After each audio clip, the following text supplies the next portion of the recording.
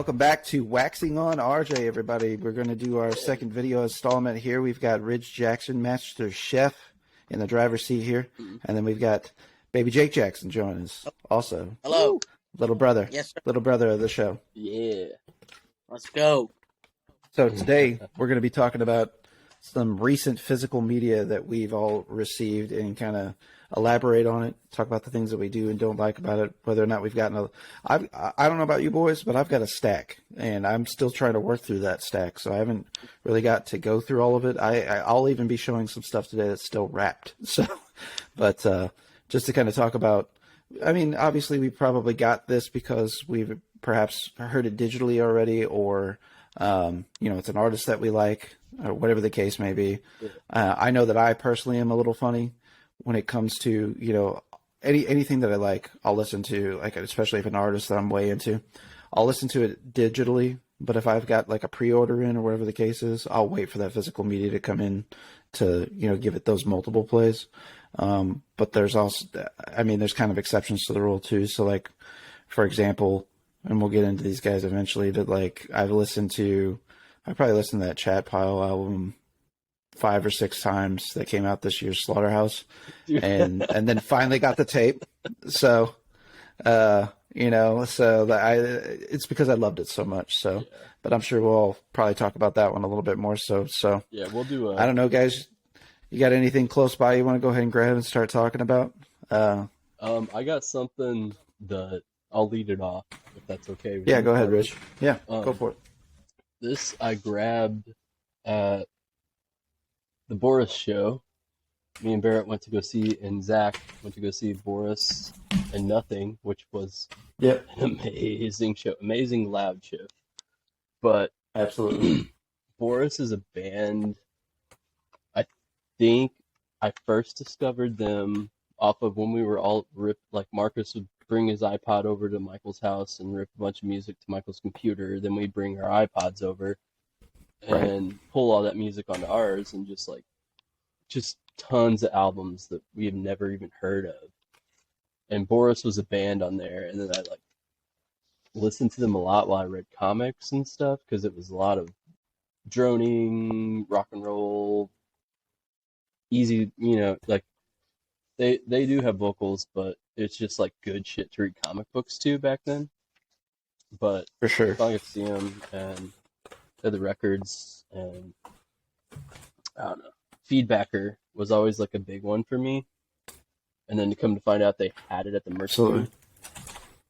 And this one, hell yeah, been listening to a lot since that show. The record is killer because it's like this clear blood splatter. Well, that's sick.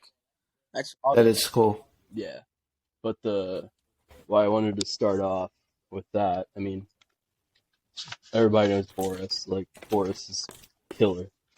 But right, for sure. Dig in. I was like, you've never listened to Boris? Never. I've heard of him, but I've never listened. Man.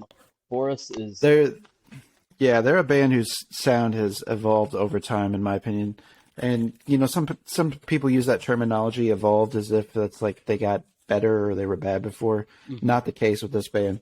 It's just they have kind of a Neapolitan ice cream of sound. Yeah. They've got different phases. They've done the noise phase, and they've done the doom phase, and they've done a more classic doom metal phase. Kind of currently, they're, as Ridge and I were discussing on the way up to the show, their more recent releases, they're doing a little bit more straight ahead rock stuff, kind of 70s psychedelic rock in some senses. But kind of implementing some of the pentatonic scales and bends and things like that too. So like almost southern riffs in some senses. Yeah. So weren't they nominated for a Grammy? I'm almost positive. I'm confident that they were. They were nominated for Metal Grammy one year. The year that Megadeth won, and they played Metallica when they won. Which is that was recent. Yeah, I was reading an interview where they were talking about how they were like, yeah, we've always been categorized in like the doom or stoner rock or stoner metal sort of genres, but we've just always been like a band that like prides ourselves on performance and being just like a straight ahead, fun ass, loud rock band. Right. And I was just like, yeah, Sure. that is Boris. But you've also done albums with Sun and Merzbow and shit like that. Merzbow. Yep. But it's just so sidetrack some more, but I was listening to this the first time. I've listened to this album a bunch, but first time listening to it on vinyl.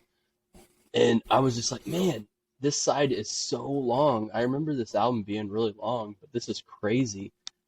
I sat there for 20 minutes, and it was on the old Krausley, like the old record player that I had, and the needle was just bumping up and playing like the last like minute for 20 minutes until I finally realized, oh yeah, that the needle's all, the cartridge or something's all messed up, and it's That's funny. So, I don't know. I thought it was really. I got a pretty good little chuckle out of that. Absolutely. I think my most recent thing that I got in the mail, geez, it's hard for me to say for sure, but I'll just grab a couple that I know were real close to each other. I got Nirvana's Bleach on tape. Hell yeah. So, Rap you know, still? that's, I've been trying to go, yeah, it's still rap. I haven't gotten a chance to listen to it yet. He's heard the record. Yeah, I've heard it, obviously. But I've been trying to go back and get some Nirvana stuff. I got the In Utero remastered vinyl a couple years ago when that came out. Dude, Yeah, Steve Albini produced, He is Still, which the is hero on absolutely Twitter. good. that's a Him- desert Well, island record. Like, Yeah, Steve Albini is going to come up later in our conversation here because I got a couple other things that his fingerprints are on. But Nirvana Bleach, I'm looking forward because I recently got a tape deck here and just cleaned the heads on it last night. And so I'm looking forward to hearing this on tape. I don't think I've ever heard it on tape. Technically, I probably have heard songs off of this on tape because I used to record shit on the radio all the time, but it's not exactly the same, you know. This is kind of direct from the source, if you will, and recently manufactured as well. So the quality's probably there a little bit better. I got the Black Braid album here. I pre-ordered that on tape. dude, how is that? And oh my god, dude, it's fantastic. Black metal. I wanted to get And on of that. course, it's an all Native American band, and from northern New York state. And these guys are fantastic. I've had a little bit of a social media exchange with the guy. He seems real cool. Trying to get him on the podcast, ATI Podcast. So we'll see. Maybe he agreed to be on there, but it was like weeks after I'd already messaged him and asked him. So, and he's been touring recently, but technically it's one guy, and he gets hired guns to go with him. So Black Braid, black metal. If you guys like black metal and you're into supporting Native Americans in particular, highly recommend it. They've got tapes, they've got vinyl up, and follow them on Bandcamp. They were actually a featured artist on Bandcamp pretty frequently. Have hit the top 20 here in the last few months, and this physical media just came out here in the last few weeks. So, We'll hit up the Bandcamp links and everything yeah. at the end of this. And then, of course, my other one, this is probably my next most recent, is Kendrick Lamar, baby. There we go. Ooh, New Kendrick. I have not heard that yet. And I got this pre-ordered for my birthday. My wife got it, so it's Mr. Morale and the Big Steppers. And this is probably the best rap R&B album of the year. The year's not over yet. Ooh, hold on. So that's kind of my hot take. It's coming maybe around. here It's at the coming moment. around, brother. But I know I'm sure that Pusha T is going to enter the chat here before long, Yeah. or Vince Staples. Yeah, but which is a formidable submission, I will say. But yeah, this is 1080 gram, and it sounds amazing on vinyl. And M95 might be my favorite track on the album. I like that quite a bit. There's a couple other tracks that I like as well, but M95 is kind of the one that hit me at first. There's some interludes and things like that, and sometimes I get into them on rap albums, other times I don't. But I like Rich Spirit. Purple Hearts is another good track on here. Kendrick always has great interludes. Always. Absolutely. Yeah. I think my second favorite track on this album, though, and it's a really close second, is Silent Hill. And it's got Kodak Black on that track as well. But there's a lot of co-writing credits for Baby King on this album, too, which Kendrick, probably my favorite song of last year was Baby Keem's song that Kendrick had a feature on. And it's an excellent rap song. Is it that well. family reunion song? Yeah. Yeah. Yeah. Top of the morning. Yeah, absolutely. So those are my three very recent ones, and I've got more to cover here in a little bit. But Jake, let's go to you, sir. What do you got? Okay, well, I'll do a couple cassettes first of just recent cassettes that I've gotten. And the first one I'm going to show, I got it within the last few months, but I haven't really showed a lot of people. And me and Barrett actually just saw them. And to me, this is the greatest covers album of all time. You want to talk about just fun, like all the classic punk rock bands. H2O's Don't Forget Your Roots. Yeah. It's got covers of Bad Brains, 7 Seconds, Madball, Ramones, Gorilla Biscuits, Mighty Mighty Boss Tones, Rancid, Dag Nasty, Thick of It All, The Clash, Ian MacKay's other bands that's not really known as Embrace, not Fugazi, Embrace. Well, they Embrace did. Song. When we saw them, they did do a Fugazi interlude. Yeah. They did Waiting Room. Yeah, and they did Rock You Like a Hurricane. Yeah, they did. Yeah. I feel like there was one other cover that they did briefly, but I don't recall what it is now. But to me, this is just fun. This is like a drunk album I play all the time. They cover I Want to Live by the Ramones, which is one of the best Ramones songs. Underrated. Yeah. So Don't Forget Your Roots, H2O, off Bridge 9, classic label. So I will say, I'll throw a little 2 bits in here about H2O. So H2O was a band that I'd only heard a few tracks of before we went and saw them, actually, so full reveal here for me. I came away liking them quite a bit, actually. They're very, I like hardcore and in particular, but there's a lot of varying things that land in that hardcore genre at times. And, some of the first tracks I'd heard from them, I don't think was indicative of their overall sound. So when we went and saw them, I told Jake after the fact, I came away actually liking them quite a bit, and at least maybe as much as the Descendants now. Not that they're the same thing, but, I would say that H2O lands more so on the hardcore side of things. Descendants more pop punk. They're the godfathers of pop punk, quite frankly. But, H2O, I just told Jake, this is good party music to me, good straight ahead, this just makes me think of good times immediately. I'm sorry that I slept on them, because I really do. I really do enjoy them. Well, I've been listening to them a lot in the last year, and honestly, believe it or not, if it wasn't for seeing one of the good Charlotte guys wearing an H2O shirt, I would have never listened to them. So they're one of my favorite bands. I fucking bought a Toby Morris bobblehead in the last month. So, I mean, I got a Hazen Street sign in my room now. So, you got that sign? Which you picked up at the show? Yeah. Because I wanted to get merch, and all they had was mediums. And I told the guys, I was like, hey, probably wouldn't look good in this. So, and then they told you that you needed to lose some weight. Yeah. And then I met Rusty from H2O. And I feel like I'm too drunk when I talk to people in bands. So, I hope I didn't weird them out. Well, it's usually at the end of the night. Yeah. Yeah. Unless you're like, oh, man, I kind of want to beat the crowd. I'm going to go after, the second band or the first band. Well, I've marked out a few times on some bands, dude. But, Saturday, after Code Orange and Knocked Loose, I got the fuck out of there. I was like, that's a whole another different story. But, yeah, we beat the crowd for that last weekend. Who closed? Yeah, that was a big-ass show, though. What's that? Who closed after Code Suicide Boys? Which they're cool, but it's a weird show. I got in the pit. I wanted to show these kids something that they've never heard. But I wanted to. These people in the crowd, they were definitely Code Orange and Knocked Loose were definitely crowd killers for part of the crowd. They were like, "Get this shit." I talked to people and they were like, "That shit was terrible," and I'm like, "I disagree," but that's insane. Hopefully that exposed you to something. So huge now. Yeah, they're a gigantic. Yeah, but you got to think about the other bands that they played with. Suicide Boys is the headliner. I don't even. Well, was it a co-headline? Ski Mask the Slump God was the other headliner. Okay. Okay, I don't know who any of those people are. I don't know.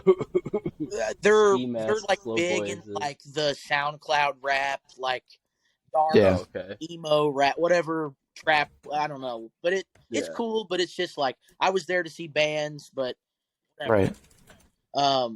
Another recent cassette I got is this band from California that I discovered on the great podcast called Scoped Exposure. They do a lot of interviews with hardcore bands, death metal bands, and they had this band on here called Take It to Heart.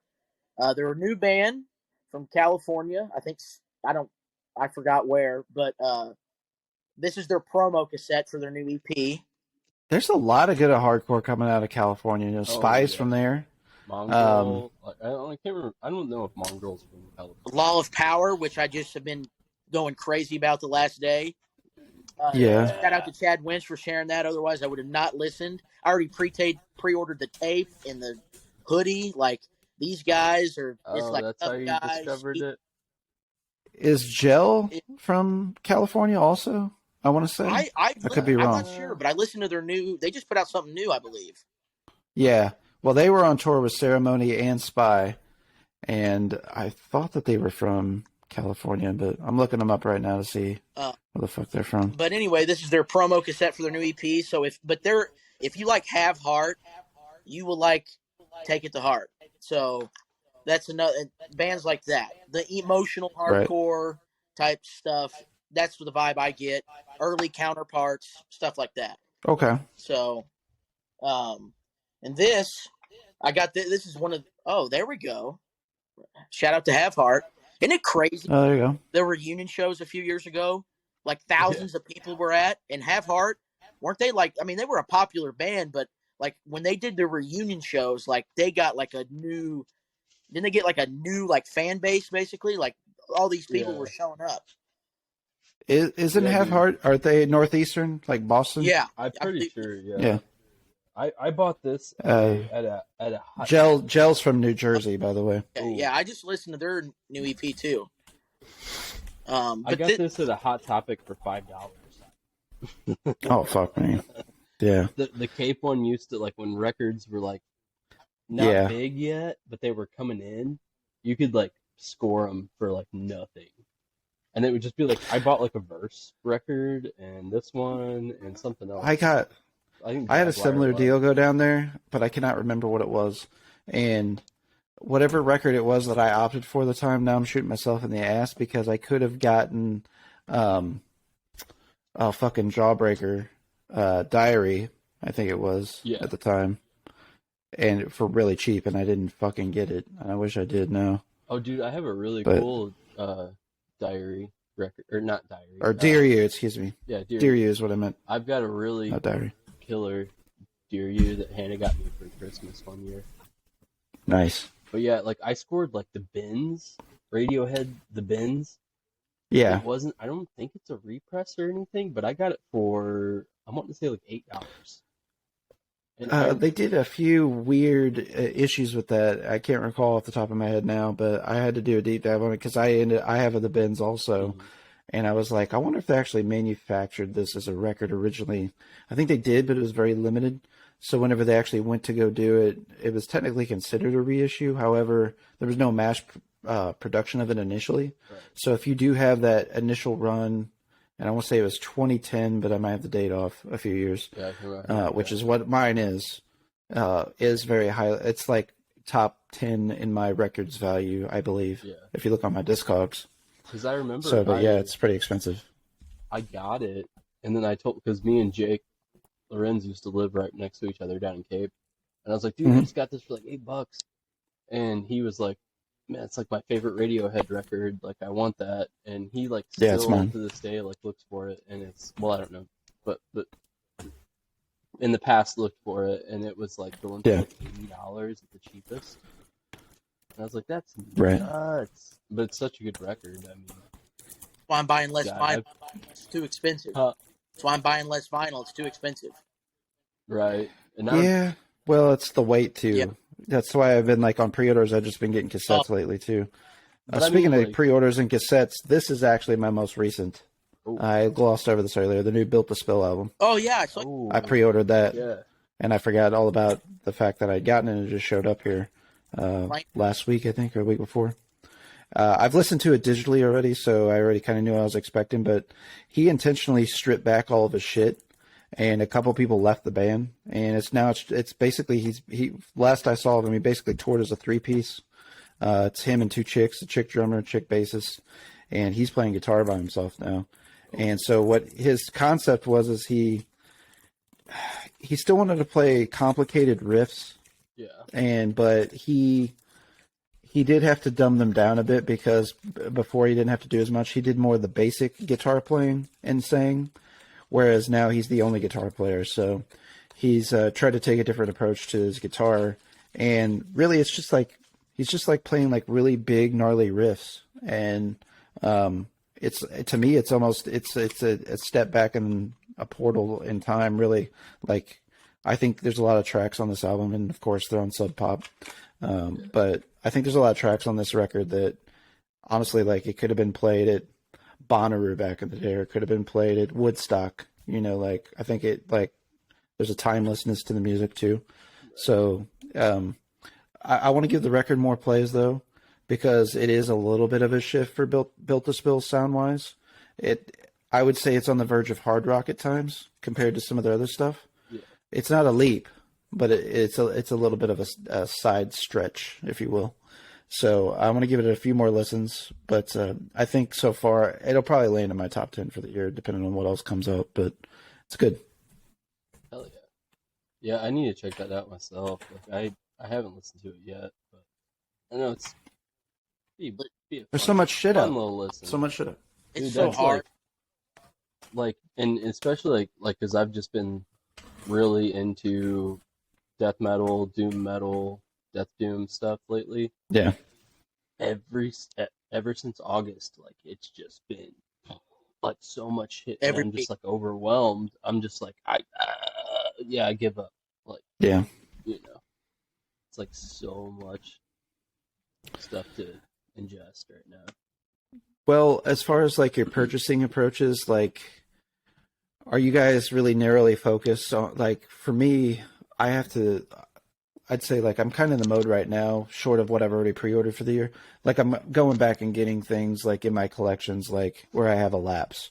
So, like, if there's a band that I'm really into, for example, and, like, this is going to lead me in my next picks, not that I'm trying to, like, commandeer the whole thing, but, like, you know, Cloud Nothings is one of my favorite bands, because they're a garage rock band. They kind of encapsulate a lot of things in the 90s that I really gravitated towards, personally. I think that they're like almost kind of the perfect marriage of like early Weezer and In Utero Nirvana at times. But then they have this like weird jam element to their music, especially if you've ever seen them live. And I've seen them multiple times. I've seen them like 3 times. And so like I'm just really and they released one of the best records ever, in my opinion.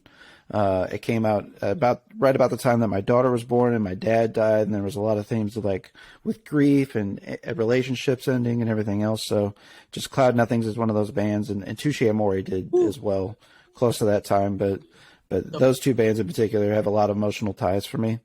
And but yeah, Cloud Nothings, like, so my approach back to my original point is I've been trying to like go back and make sure I have as far as albums that they've released, at least studio albums, I have at least a physical copy of everything. So I have all of the Cloud Nothings albums except for 2 on vinyl, and the 2 that I don't, I now have on tape. So I have physical media of every Cloud Nothings album that's been released. And they've been doing some live releases lately on vinyl and stuff like that. I don't have any of that. But Steve Albini, back to our Steve Albini talk, recorded, I think it's this album in particular. I know at least 1, if not 2 of their albums. So, and Steve Albini is kind of notorious in the music scene. If you don't know who Steve Albini is, check him out. He's got a band of his own. He's recorded a lot of bands, and he's a lot of fingerprints on bands. He's in an Unwound, right, Rich? Yeah. No, yes. Unwound. He's in Big Black, and Shellac. That's who I was thinking of. I'm sorry. Or Big Black and Shellac. Also, Shellac. Big Black Songs for Fucking is an amazing album. So good. Well, Steve Albini, a couple funny stories about him recently. So Steve Albini thought that Adam Levine was somebody that was in Eve 6 when this Adam Levine controversy came out. So he texted the lead singer of Eve 6 to ask him, "Is this somebody in your band?" He was like, "No, they've been having a beef on Twitter, like a jokingly beef all year. That's why I said they have the beef of the year." Right. Steve Albini and the Eve 6 guy on Twitter are my favorites by far. Well, Eve 6, like they blew up on Twitter here in the last couple of years just because they didn't have any social media presence previously, and they've been like really glib and very entertaining online, even like a lot of self-deprecating humor and that sort of thing. Great band, underrated. Yeah. In my Oh, I agree. And I talked about them before on here because I mistakenly got their album. That's how I found out about them, because I thought they were Failure back in the day because they had similar song themes in the past. But actually, I found out Steve Albini randomly on Twitter the other day named this band that he recorded, and they only had like 5,000 plays on Spotify. And for the life of me, I cannot find them now. I know I shared them in our friend chats, but they had like a weird name, like Par Dash something. But they like I like a lot of almost grunge, but just kind of like garage rock type stuff too, Right. and bands that didn't ever really get their day in the sun too. But I gotta find that fucking band and share it later in our stream here, because it's gonna fucking bother me. Rich, you got another album that you want to talk about? Yeah, I got a couple. Let's see what we got here. Throw them at us. I feel like nobody has really thrown in a CD yet. I feel like I should. Oh, I got a few. You boys are gonna have to pick up the slack on that, because I've only gotten one CD in the last couple months, one or two, and I got it at Goodwill. Oh man, this was just another one from Eric over at Life After Death, but it's a band called Sewer Fiend. Well, my shit from over there is gonna. You just got this the other day, right? Yeah, it's a band called Sewer Fiend. I believe it's only 2 dudes, and I mean it's just like kind of gross death metal, but the thing that I love about it is this almost kind of like out of time like lead lines going on, but it's like I don't know, maybe it's not like that on purpose, but it seems like it is, and it just like builds to that aura of like grossness, and it's a really fun listen. I mean, it's only 3 tracks. It's just like an EP. Wow. Or something, but I mean, like I posted this on the Instagram, but it's just like a really gross cover, and I thought it looked like Slimer Oh, wow. at first, so I bought it, and I got I got it for like super cheap, but yeah, like I've listened to this probably 4 or 5 times, which means 3 tracks. It's not that much, but it's still like I can't remember the full track like run or the full CD run, but it's got some weight to it, and it's fun. I mean, for a few bucks, it was a good release, and if they put out any more stuff, I will buy it, because Dude, whatever they're going for, I dig it. Yeah, and like I mean, like we'll keep I would buy this on record or tape or whatever, but yeah, I've got a few here. Let me see if I can get one. I can get a quick one in, which is not Go for it. a record, tape, or cassette. It's a VHS. That New works. Weeping. Oh yeah, That yeah. works. VHS. The In Devotion to Dominance. Like, I pre-ordered this a long time ago. When the new EP was coming out and shit like that, when they're pre-ordering it. But I was just like, I don't know. I love like raw live footage of bands, and it's cool. Like I have like the Mall cassette or Mall VHS. Favorite death and metal. it's just like, For sure. yeah, Mall fucking rules. But Weeping is just like this like brutally punishing grind death metal hardcore. I don't know, whatever. It's just metal, right? It's New Jersey, I believe, right? Yeah, they're in New Jersey. Yeah, I mean, they're like young. Yeah, that's a dope fucking VHS. I mean, they're like young. Like I was like Frozen Scream imprints like put this out, and I didn't even expect it to be in this like. You guys remember like the OG like badass VHSs back in the day that came in like the hard plastic. Yeah. Instead of the and that's how this is. Absolutely. And I was like stoked to see that. And then being purple was cool. But Johnny Screams, he really outdid himself on that one. It was worth the wait. I waited like 6-8 months to get that, something like that. 6 months. Wow, Holy, really? You ordered that long ago? Yeah, I just seen it and I was like, I like Weeping. Like Weeping is the closest thing to like, I don't know, making like Nails a little more grindy and adding like death metal into it. I Okay. don't know. Yeah, I checked them out when you sent that, and they're pretty dope. Yeah. From what I heard, I need to dig deep. On this new album, they the last track, I think it's the last track. They have guest vocals from the dude from Body Box. Oh, that's my guy. Yeah. I love some Body Box. Oh yeah. I need to he's- get and actual. I have a shirt, Hell yeah. but I need to get actual like CD and vinyl and all that shit. Yeah, they're like hit and miss. Like sometimes you can find them real easy, sometimes you can't. Well, dude, they're blowing up in death metal, dude. They're on tour with the Acacia Strain right now.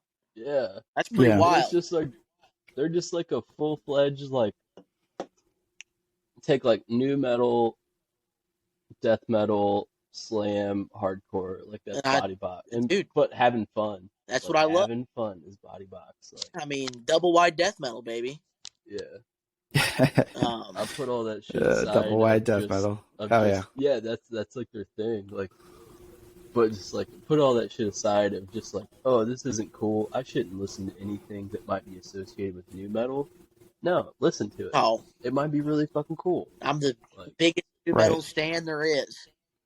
So yeah. I mean, I grew up like Korn was my favorite band.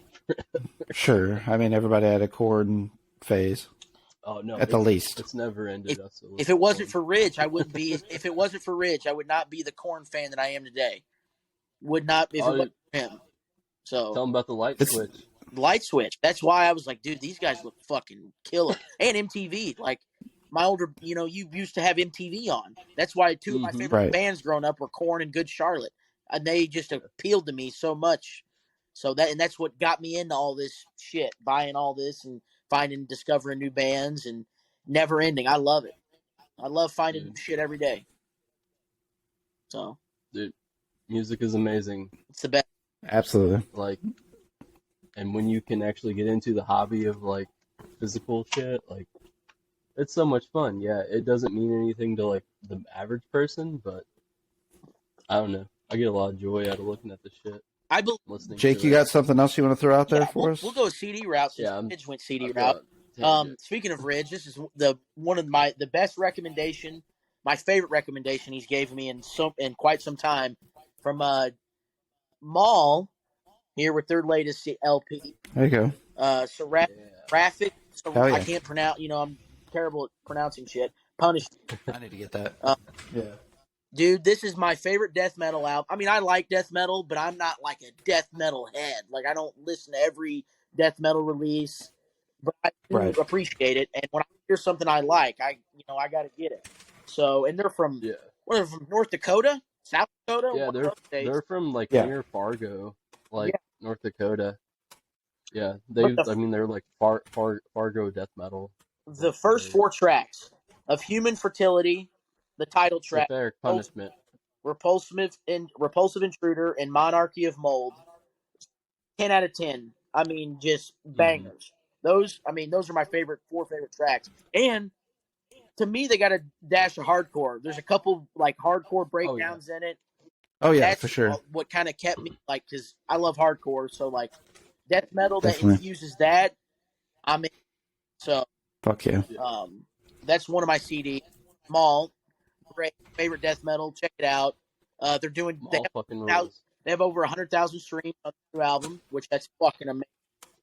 They just Yeah. For sure. And one thing I love about Maul before you get to your next one is they're just like such a small band. Like they're not. I mean, like they have like a lot of members in that band, but they're just like this kind of just the perfect like underground band that is getting the best like attention that they deserve.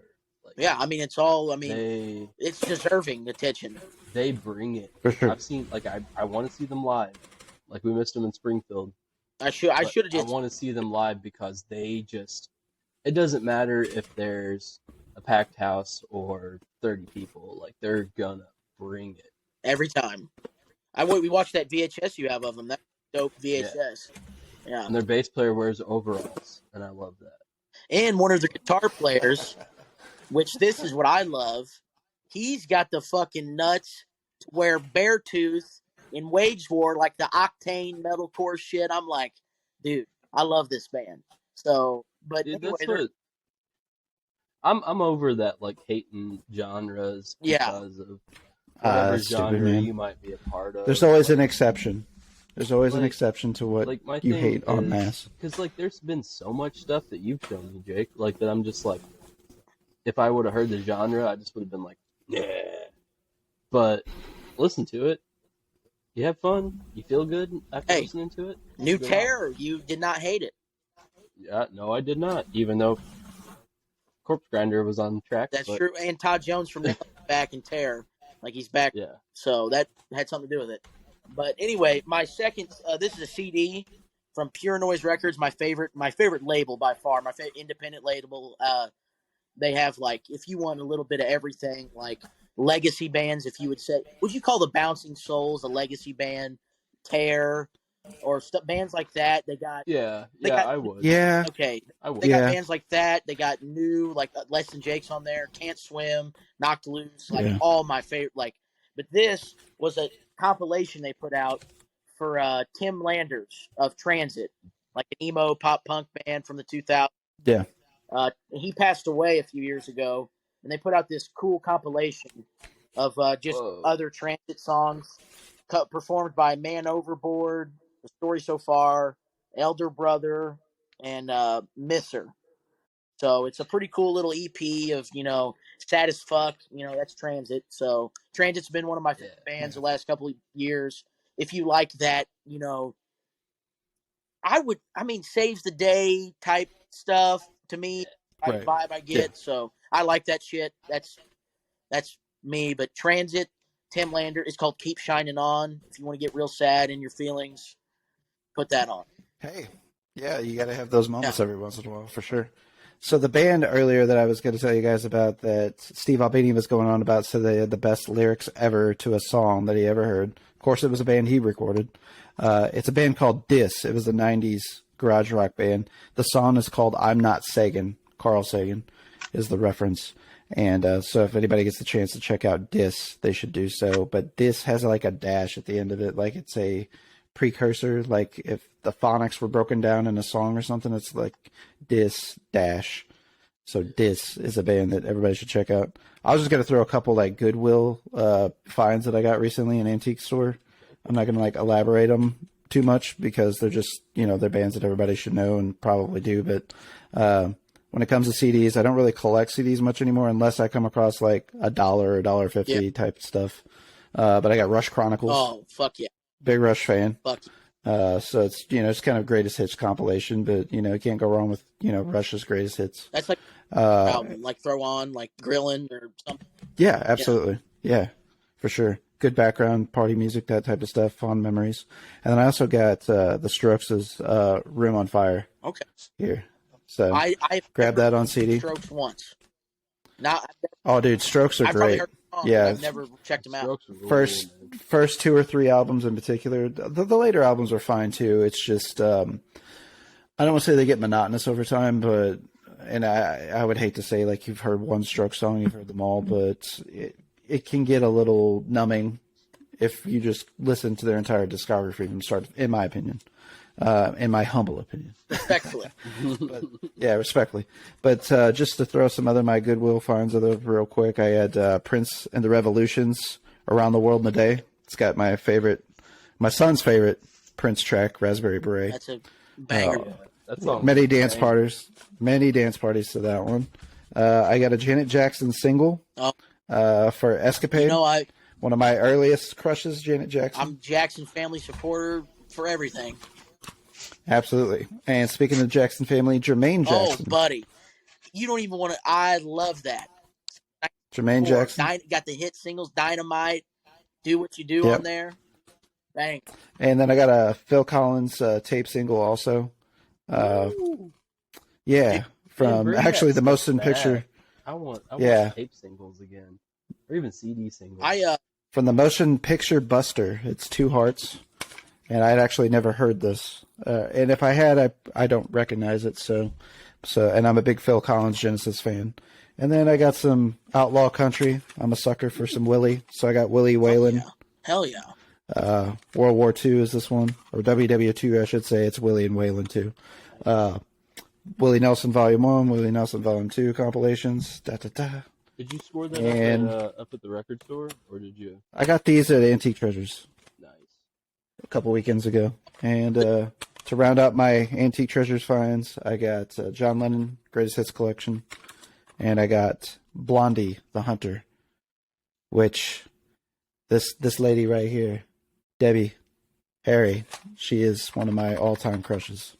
Without question, probably top 10. She's smoking. One thing you do gotta watch out with playing those old tapes on your deck is like having to clean it more because they're disintegrating more. Oh yeah, I'm well aware. I've got Huey Lewis in the new sports, and I actually had to buy a replacement because it was in the first one I bought. The record shop, didn't you? That's the second one. That's the one that was in good shape that I bought. But I got the first one at Antique Treasures, and yeah, dude, it was as soon as I put it on. Actually, the one tape that I knew was a deck that I bought 8. Like at first, I put in like an old mixtape that I had that I found somewhere. 8 that. I got this too. Oh, Heart. That's a fucking Heart Brigades, baby. Yeah, that's my favorite. Stu and Nancy Wilson. Love. Yeah, those are another early childhood crushes. But little did I realize that I think that Nancy is the singer. I can't remember which one's which. They're both. What's that? They both sing. The Wilson sisters. Yeah. Well, I'm talking about the primary lead singer. I think it's Nancy Wilson. I think it is Nancy too, but she blew up in weight and over the years has struggled with like weight problem, but like she was like a huge crush for me when I was younger though. Like I used to look at the album art, my dad's like cassettes and shit and CDs, and she was always and records. She was smoking to me, and but their cover, they were at the Presidential Kennedy Center Honors, and they did that Led Zeppelin cover, Stairway to Heaven, with Jason Bottom playing the drums. That was cool. Absolute banger, fucking killer. Like they were all crying watching it. You know, like Robert Plant and was it? What's that? That Was recent, wasn't it? Well, it was when Obama was still in office. It was like 2015, I want to say. So yeah, last 7 years. Okay. I remember about that. Yeah, dude, that was a pretty stellar performance, and those ladies can still do it today without question. Well, apparently they have beef now. I'm not a big Heart fan, but I just heard that like I'm pretty sure they have beef. Like they don't tour. They're doing their own solo shit now. So the sisters do between them? Yeah, I mean, I have no idea. Like, I'm not like a Heart stan, but you know, just from like listening to like talk radio and podcasts, I'm pretty sure, unless I'm making shit up, that there's like something going on with them too. But I don't know. Well, that's unfortunate. That's just from listening to I listen to Sirius XM, Eddie Trunk, you know, Boomer Rock, whatever. I listen to that's where I heard that shit from. So, but Rich, you got anything else to throw up there? I got a round. Go for it. So I got a few new cassettes in, like maybe a couple weeks back. Been a little broke, so I've been getting so much stuff. But it's this badass Druid Lord and Anatomia split tape. Mm-hmm. Each did a song together. It was initially released as a 7-inch, but it was a little harder to get than Daddy Gore over at Gerling Gore did a tape press, and that's cool. Rules. Hell yeah, that's cool. Is a badass death doom band that I've been obsessed with for a while. Love them. Tape was good. It's killer. solid stuff. Like, I mean, if you want like slow, sludgy kind of death metal, like It Rolls, that's what you want. Nice. Another one is actually a band. I bought their first full length on CD, but then I got the tape because Life After Death put it out. But it's To the Dogs, and it's just it's fun, really fast, hardcore death metal. I'm really bad at like bridging those genres, like, or figuring out those genres. But yeah, it's just like Motorheady kind of death metal. It's pretty cool. That's fine with me. Yeah. Can't go wrong there. Sounds right up my alley. Yeah. A couple more and then a few others, but I'll go real fast. This is another one that we scored at the Boris show. Yeah. And it was some Rocky and the Swedens and Boris split from. They had it advertised there as like a Japanese release that was only released in Japan. But holy shit, this is really fucking fun. Like, the Rocky and the Swedens version or side is more kind of stoner rock, real fun rock and roll. And then Boris's is like the same vein, but doom it out. Like, hell yeah. fun. Yeah. Rocky and the Sweden and That's a Boris sick cover. split. Yeah, it's sick. All these albums have sick covers. Yeah, I mean, like, this one before I'll pass it on, then I'll get back to the older stuff that I've been listening to a lot lately. But this is a split that Gurling Gore put out. It's like 4 of some of the grossest death metal bands. Is it like Fiend? It's like it's Fumes. Okay. Thorn. I bought it mostly because Thorn was on it, and I like Thorn a lot. It's just one dude who does all this. Like, he releases like all kinds of shit, and it's solid. It's all solid and fun to listen to. It's not monotonous. It's not just like. It's just like. It's got its own feel to it. But yeah, it's fucking killer. The tape. Whoa, now that's cool. Sick. Dude, that looks like, I don't know, like gums almost. Yeah, it looks like gum on it. Like teeth gum. It just looks like a bunch of goddamn minced meat. Like, yeah, that too. I could see. It Rolls, but it's called like Absolute Convergence. That's wild. I've only listened to this one time so far, but I've mostly like on Bandcamp listened to the Thorn single. I like Thorn a lot, but yeah. That's my most new stuff. I've got a couple other things. If you guys got anything new, or yeah, I got a couple more. Talk about. I got a go for it. Sets that I got in CDs. I'll run through them real quick. This is a band called Gulfer. I went in blind. I saw them live. They're like an indie rock, emo, mathy. They opened for Pine Grove. I saw them back in July. So they were sets. Got it for $10. They're from Canada. Cool guys. Met them.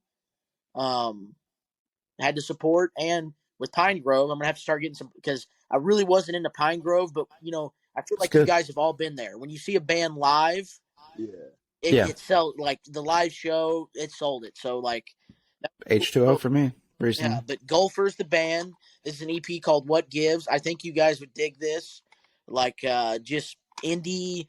Like, they have the weedly kind of math stuff, but kind of emo stuff.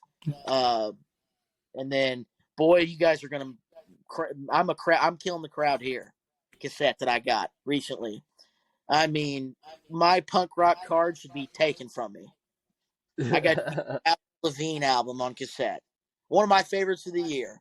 No shame. I remember you telling me about that you got that. Yeah. Or you pre-ordered it. I love Avril Lavigne. I can't help it. Love all her stuff. But yeah. Isn't she like married to the guy in Nickelback or something? She was, but she's dating Rod's son now. Who? Drummer of Scary Kids, Scaring Kids, and Oh. Lie. if you remember those bands. Oh, I He know. seems a Yeah, I little- remember Scary Kids scaring kids. A little different now. Yeah. But Travis Barker plays. I mean, regardless of what you feel about Travis Barker, he brings it every album. He plays all the drums on. Oh, he's a good drummer. Yeah. So if anything Travis Barker's on, I'm gonna buy. My favorite thing that he's been involved with recently, though, is going to be that Post Malone live stream where they covered Nirvana. Oh, they did the whole Nirvana. Mhm. That was amazing too. Yeah. Yeah. About an hour and 15 minutes of Nirvana songs. They wore dresses. Yeah. And then we'll go a little, not so corporate here. The band that is coming back, they're back for one show only. I know Barrett is a big fan. I just finally got the CD. Love this band. Probably one of my favorite hardcore bands of the last 10 years. Trapped Under Ice. Big Kids Good Night. Oh, yeah. So fucking good. Just like the groovy style hardcore, East Coast style. Like, Yeah. these guys are fucking killer. Brendan from Turnstile on drums. I mean, all bangers to me, no skips. And I'm glad that they're back. They're playing one show. They're playing with a bunch of people. Zulu, which I know Ridge is digging. Zulu's on that. Yeah, Zulu's good. Yeah. And Zulu fucking rules, man. They're touring with I ain't Off, missing right? their shit. yeah. Yeah. My favorite rap album of the year, which I'm going to see him live on Thursday, Pusha T, It's Almost Dry. Yep. Oh, Yep. That is got a crack in it though. Pisses Ooh, me you off. got that jewel case. Yeah. And I got a little autograph from old Pusha T. Oh, nice. Here we are, yeah. That's cool. King Push. And that's my favorite rap album of the year. He's been one of my favorite rappers. I know he talks about cocaine. Save those end of the year or albums of the year though. My album of the year is already made. I don't own it, but it's No, already. I mean we gonna do a stream for that. You gotta save it. I'll say, Yeah. but and then my only vinyl that I've gotten recently is Pure Noise. You're gonna hear a lot of Pure Noise records on this. Band that I think people don't say they aren't hardcore. Some people say they are. I do, because they're an introductory band to a lot of hardcore guys, and that is the new Stick to Your Guns album. I don't know if you guys have ever listened to Stick to Your Guns. Been around for a long time. I think I have, but it's Stick to Your not Guns ringing a is bell at pretty the moment. sweet. Yeah, I'm pretty sure I have. Spectre, it's Stick to Your Guns. Political, Yeah. it's heavy. There's melody. Just basically, yeah. It's. I think it's a great introduction for a lot of people who have never really listened to hardcore, for them to get into it. So, and I've been a big fan of them for years. So, For sure. a lot of my recent purchases. So I got another run I'll throw at you guys real quick because I'm almost out of my newer stuff. Well, we just mentioned Off, and I didn't pull them, but I got the Off box set that they were selling. So it was all their albums on tape. And where the hell was it at? I guess it's in my other cassette thing. But yeah, I got the whole Off cassette collection. But the thing I'm really going to throw at you here, I guess Markin Heavy, MNRK Heavy, is a metal distro now that a lot of bands that we all listen to or have listened to in the past, at least, have some releases there. So the two primary ones, the ones I got stuff for, is High on Fire and The Chariot. So the last Chariot album, One Wing, they did a cassette release, and I got that. And then I got 3 High on Fire albums because they were all like on sale, like 20% off. So I got De Vermis. Yeah. I got Lumen and Furtus. And I got Snakes of the Divine. Snakes of the Divine. Yep. As they were touring on So- when we went to see them with Converge. Yeah, I wanna listen to them, start to finish. I don't think I've, other than when they first came out, probably haven't listened to them since. I do like High on Fire, seen them live. Loud, Matt Pike's fucking legend. Love the drummer. Their bassist is the bassist for Mutoid Man now as well. It's gonna be nuts. But that all came because I ordered 4 cassettes from them. They sent me a free sampler, which I haven't checked out yet. And it's got Some other bands on there, Creeping Death's on here, Body Snatcher. Lewis. Rello Tomasi is on here. Plague's Years, Callous Day Boys, Great American Ghost, I Am, Mastiff. All of them. Which Mastiff I've heard shit from before. Toxic Holocaust, Misfire, Enterprise Earth, Contortionist, and Noctum. Dude, Body Snatchers coming to St. Louis. They're fucking dope. They're opening for Hatebreed. And really? The Callous Boys are also dope. That's their name. Yeah. They're like doing a pun, like backwards thing called On the Dallas Cowboys. I found out from them because through Can't Swim. That's like their lead singer's favorite band. So that's how they remind me of like old like Fear Before the Market Flames. Like that. Oh shit! Like, yeah, it's fine with me. Like it's not like to the T of that, but it's in that genre of music when it was going on. Hey, that's fine with me. Fucking killer, man. But I've got, I'm about out on new releases. I've gotten one, but it's only because I have to have it because I'm a completist and I have never listened to it. But I just you go. That feel like art damage, man. Yeah. You said Fear before I had to pull it up. That was an awesome album. I'll show you real quick. I can't talk about much of this band or what it is. It's killer, heavy, sludgy, droning kind of stuff. But it's I don't know. It's killer CD layout. But I don't know. I'll post some stuff about it later. I think I actually did on a post earlier or later or you know. Well, one thing I want to bring up. What's that? Oh, one thing I want to bring up is the fact that Ridge puts a lot of these things that he receives up on the Waxing On RJ Instagram account, and it is shared very routinely through the ATI Podcast Instagram account through the stories, and then we try to tag the artist and also the music or a track from said album that Ridge is sharing. So I'd say success rate wise, at least 9 times out of 10, we have had reshares from those artists every time Ridge has shared something.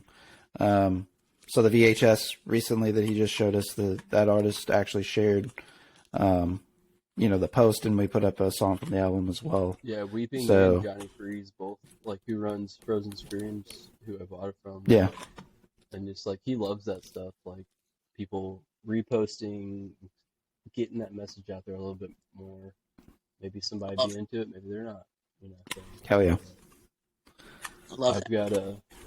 I've got a few, I don't know, like, if anybody has any more new stuff they want to show off. Honestly, the only other thing that I have, which I know we can all go on about, and Bridge, I think you might have this as well, is, well, we talked about them earlier, but Chat Pile, got the new God's Country album, of course. I think I incorrectly said Slaughterhouse, which is a song on this album, but the single on this. But this is, we're going to be talking about this one probably a lot more on this feed, if you will, later on. But you can't go wrong with this. I got this with a nice long sleeve tee that I actually wore on the last ATI podcast stream on Thursday. I was wearing the Chat Pile long sleeve that they just put out recently too. Yeah, it's a fucking dope ass one. Damn, nice. Yep, that's what I was wearing. And so this is currently, not to give away too much, but I'll fucking just go ahead and say it. I've listened to this album the most of any album this year so far, so very likely sitting at number 1 for me right now. Mm-hmm. If you like Daughters, and I'm not talking about the female-led Daughters, I'm talking the male-led Daughters with members of the Locust, that type of singing that's going on this album. If you like kind of the clankiness of like new metal Korn-ish type stuff, and if you like noise rock, like Ken Mode, they're like a perfect combination of all three of the things I just said. I mean this respectfully. This is just different. And a little bit of like the Jesus Lizard, and Shellac, even a little bit of Big Black, like just all that kind of noise rock stuff. But what popped me with? Go ahead. Yeah, well, I was just saying about the album. I love it, but what popped me, and I mean this respectfully, not a diss, but bro, literally one of their breakdowns in the song is the "Did My Time" breakdown from Korn. I For swear sure. to God, I thought that's what I was hearing. No, they definitely said that they were influenced by Korn, and then I guess that because Kid Mode actually shared because they do a Bandcamp Friday thing where Kid Mode tries to promote their own stuff, obviously for Bandcamp Fridays, but then they will also share other artists that they like or that they're listening to.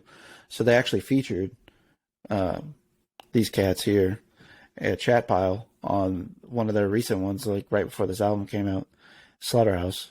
And I keep saying that, God's Country. Slaughterhouse is the first single off of it. Yeah.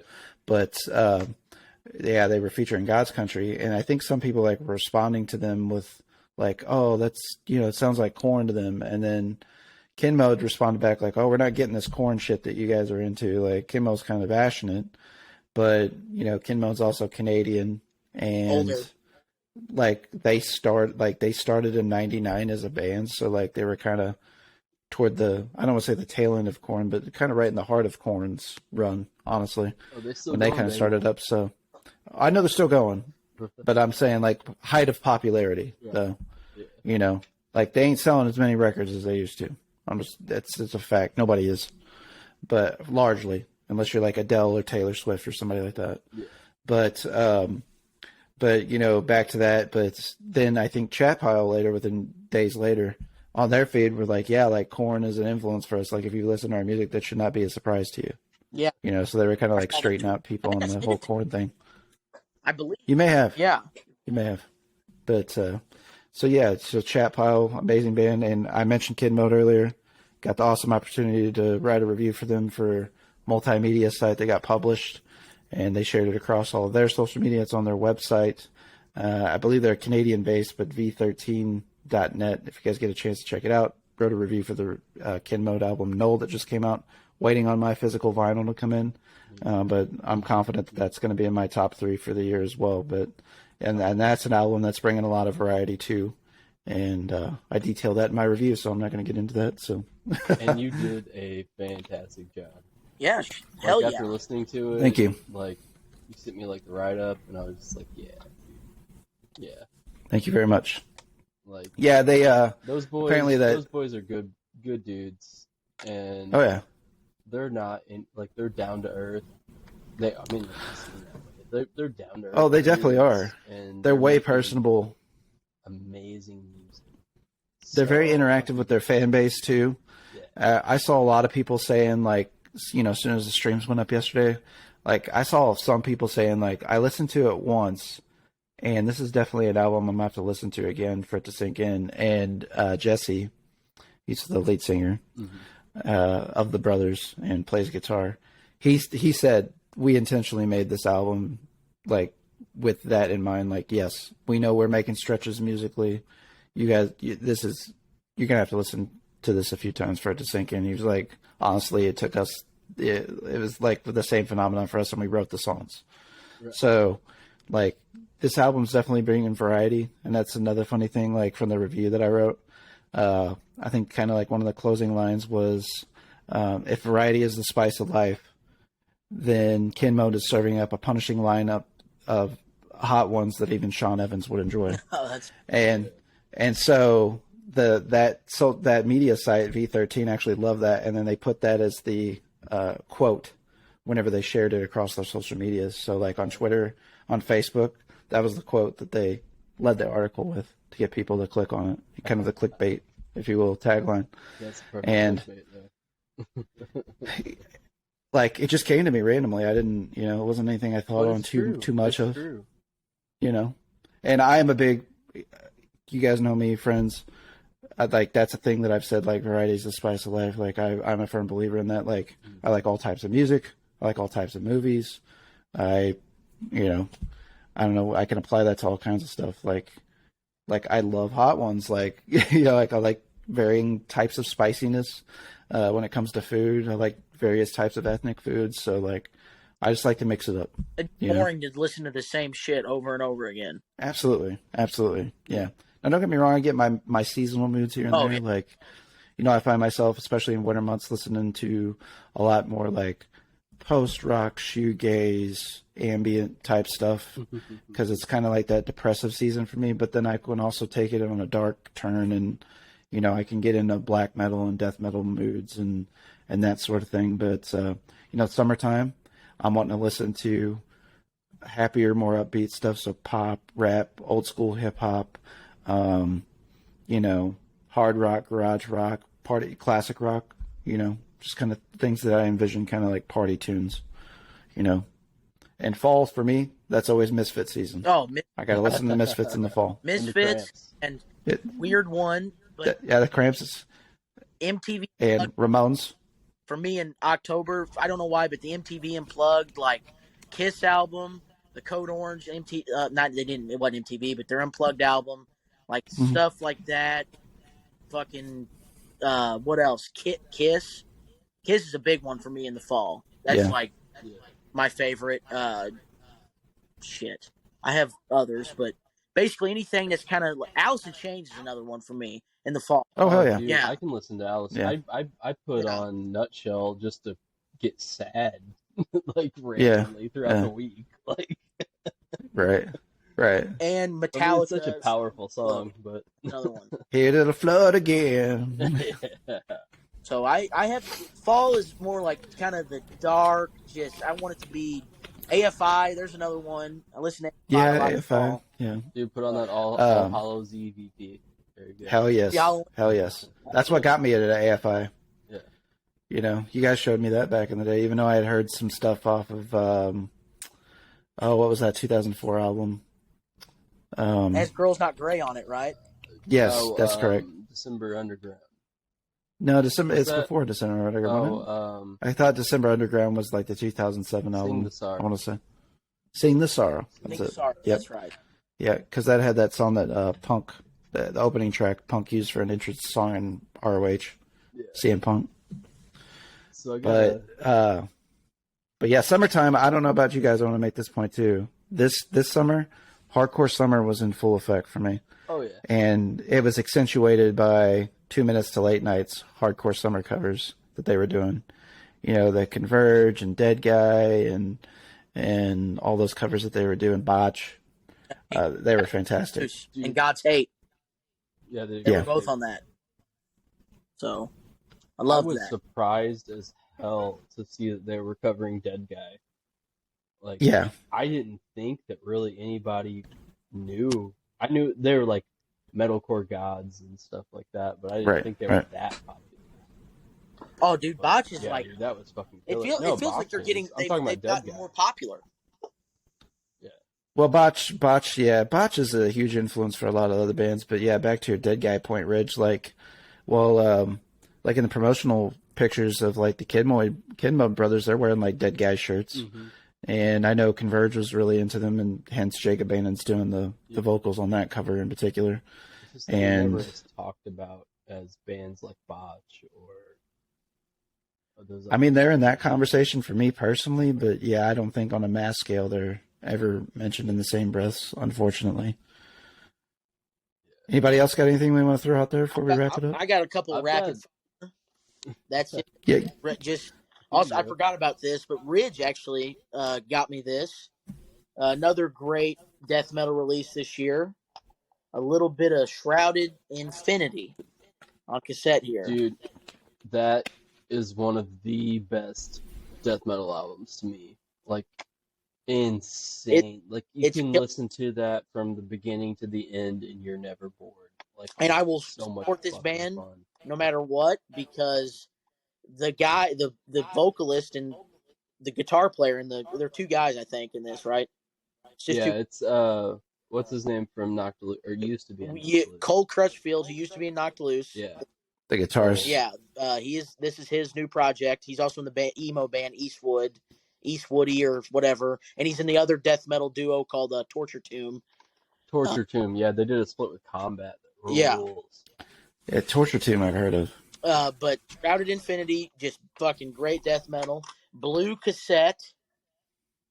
That's cool as shit. Ridge copped this for me, so I appreciate that very much. And my last pick is a band called Bad Omens, metalcore band. on Sumerian Records. It's like I've been wanting to give them a chance. like Architects, like not old Architects, but like the mid like in the middle span of their Architects, early Bring Me the Horizon, like metalcore Bring Me the Horizon. Yeah. You will like this, and I got this was only like $16. Came with an autographed liner notes about the whole band. I've seen them. I saw them at Foo Bar on their first album, and now they're like fucking blowing up. They're They're signed by the Madden Brothers now. So, but Bad Omens, The Death of Peace and Mind, Sumerian Records. If you like that, like Bring Me the Horizon, early metalcore or Architects kind of vibe. So nice. Rich, I know you got some shit to send us home happy, son. This is your show. This isn't anything new. It's just something I've been listening to a lot.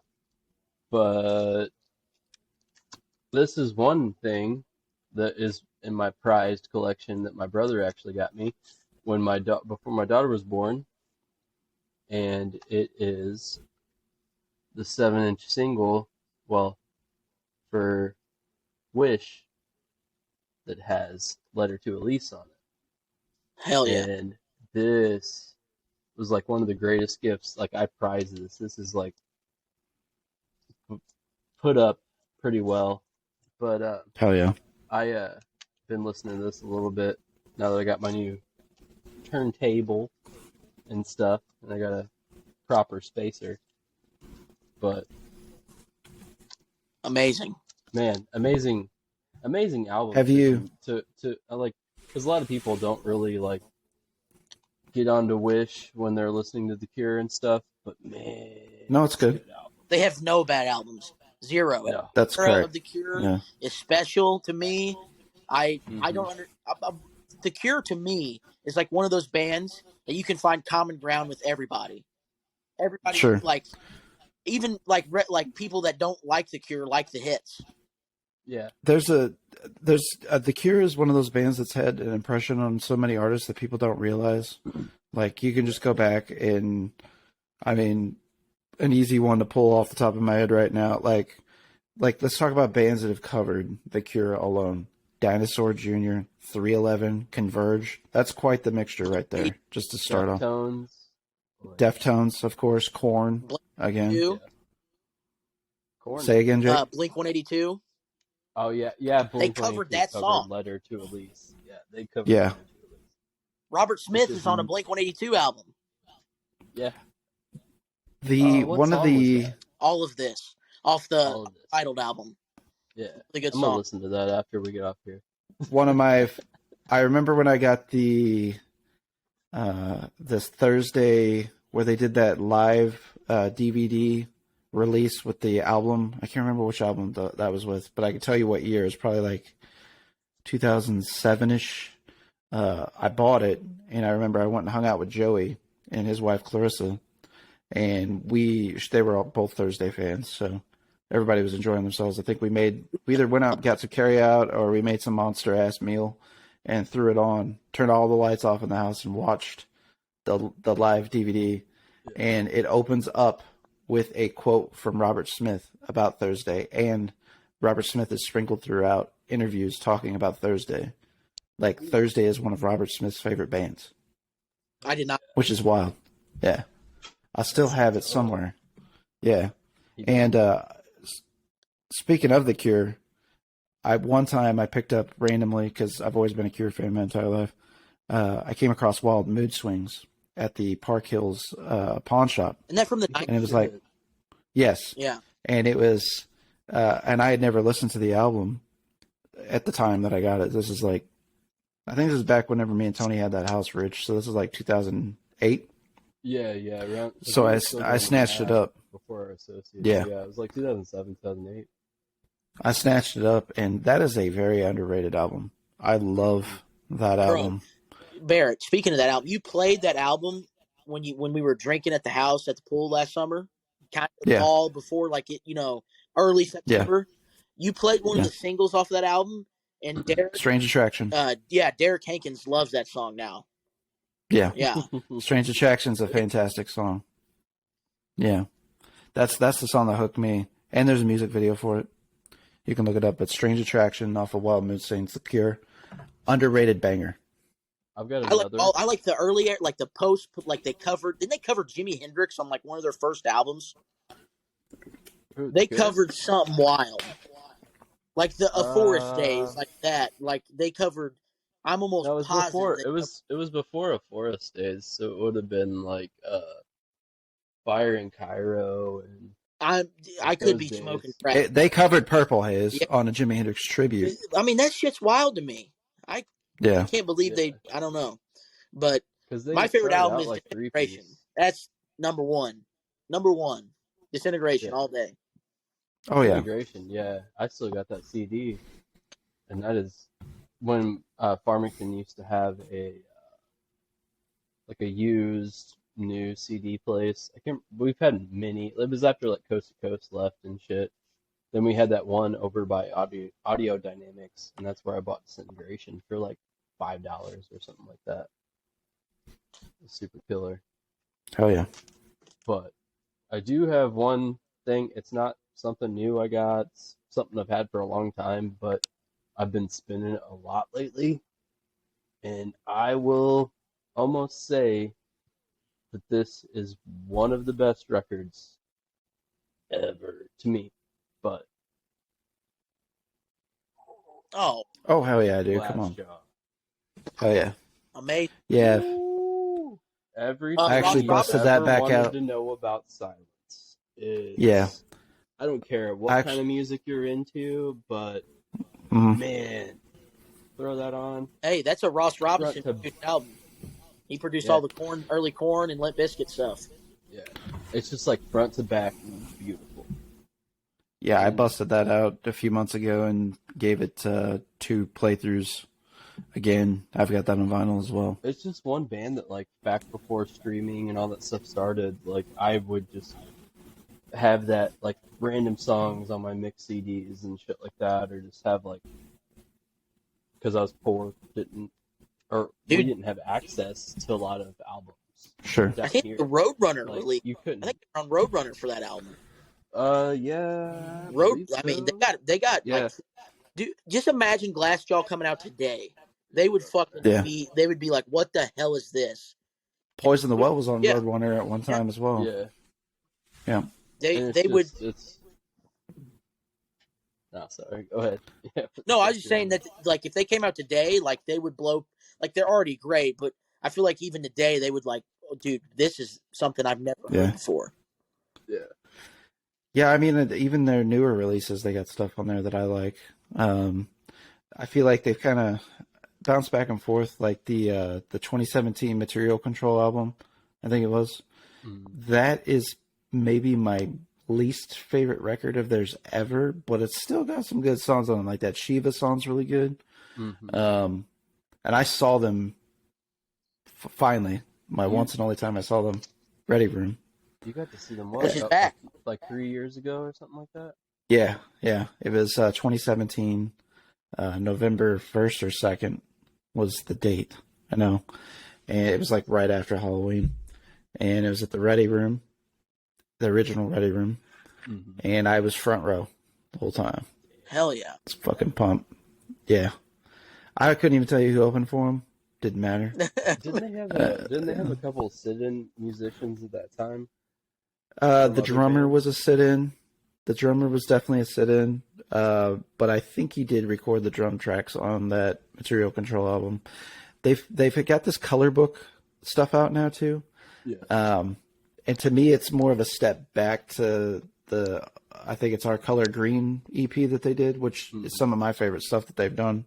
And I know it's kind of a controversial take, but I think it marries a lot of everything you wanted to know about and Worship and Tribute. Like, I feel like it musically is the bridge gap between those two albums because there's a hard shift there musically, I feel like, because, Worship and Tribute's like their commercially successful album, which I still love. And it's the album that got me into them. Like, shortly after that album came out, I got into them. So, and I, like, a lot of my late night drives coming back from old band practices we had in high school, Ridge, like, I was always jamming worship and tribute, like max volume in my little shitty ZS2 Escort, and getting pulled over by cops and breathalyzed when I was straight edge. Dude, I love that Escort. You had that. What do you have, like a 10 disc changer in the trunk? Hell yeah. Yes, I did. Yeah. Yes, I did. Yeah, dude, that was dope. Yeah. I remember one album. Let's just roll. But one album that I loved throughout high school that always like I can go back to and it holds like nostalgic views and shit like that was Outlooks. I don't know, Blaze, but War All the Time. War All the Time by 30. Oh yeah, absolutely. Like yeah, War All the Time's great. There was a lot of that was like the first prom, album that I listened to while me and Hannah were going to prom for the first time, and I just like let it go. It's just like that was the only thing we listened to that whole night in the CD player. Was War All the Time. I got a question for you guys. You guys are so it holds a little bit. Like I loved it, and we were bitching about stuff like in the.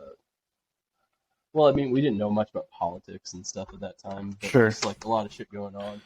And then have a bunch of War All the Time teenagers listening to War All the Time, and it's good. War All the Time is a huge, influential album in my life. In fact, it's a part of another tattoo design I've made up for myself that incorporates other influential bands for me. I was taking a piss, so... Yeah, speaking That's all good. Can I do that real quick?